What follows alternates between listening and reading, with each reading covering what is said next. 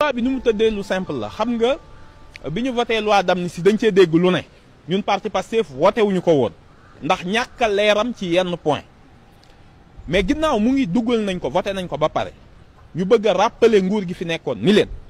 ñi nga xamante ni dañoo faat ay bakkan ci anam yoo xam ni jaaduwul ñi nga xam ni dañoo recruter ay nervi ñi nga xam ni dañ doon torturer ñooñu mënuñu bokk ci champ amnistie mënu leen a fexe ba yoon du leen topp loolu falee ñu leeral ko lu tax ndaxte amnistie Sénégal dafa signé ay convention notamment convention bi ne boo jàppee nit ci kaso waroo koo torturer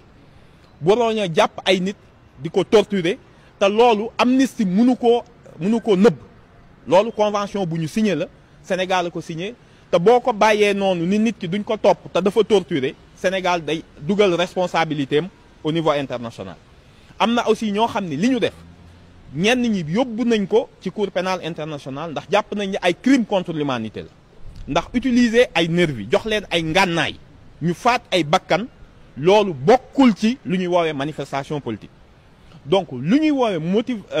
infraction wala motivation politique mooy la mooy li nga xam ni code pénal da ko prévoir ci article 55 100 ak 255 ñëpp xam nañ luy manifestation politique ñëpp xam nañ waaye jël ay ngànnaay yoo xam ni du ci yoon jël ay nit ñoo xam ni bokkuñoo ñi yoon sant pour ñu saytu kaaraange réew mi nga dooleel leen ñu faat ay bakkan torturer ay nit ñooñu ak ñi leen ko digal ñi leen recruter ak ñi leen financer duñu bokk ci amnistie bi loolu rek la loi bi ñëw di indi yokk ci dara wàññiw ci dara dafa ñëw pour leeral beneen leeral bu am solo boo xam ni loi bi da koo xaw a fàtte da koo junju mais fàtte ko mooy képp koo xam ni victime nga woon jàpp nañ la tawar ñu laa jàpp blessé nañ la faat nañ la ci yow ak say mbokk yàq nañ sa bien yàq nañ loo xam ni sa liggéeyukaay la yàq nañ loo xamante ni sa moomeel la sa alal la dañ koy indemniser état bi dafa am droit